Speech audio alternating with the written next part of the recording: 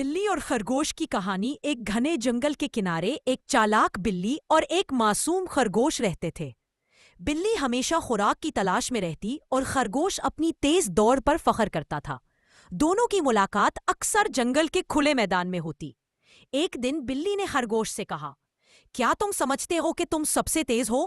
خرگوش ہنس کر بولا، دوڑ میں تو کوئی مجھے نہیں ہرا سکتا۔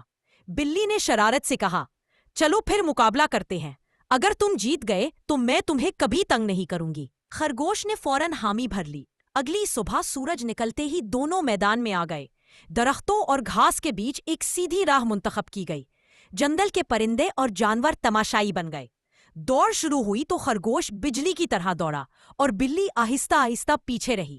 یقین تھا کہ وہ جیت جائے گا، اس لیے وہ ایک درخت کے نیچے رک کر سستانے لگا۔ بلی نے موقع غنیمت جانا اور دھیرے دھیرے آگے بڑھتی گئی۔ ویوچوس خرگوش سو گیا تو بلی اس سے آگے نکل گئی۔ شور سن کر خرگوش جاگا اور دوڑنے لگا، مگر تب تک بلی جیت چکی تھی۔ خرگوش نے شرمندگی سے سر جھکا لیا۔ بلی نے مسکرا کر کہا،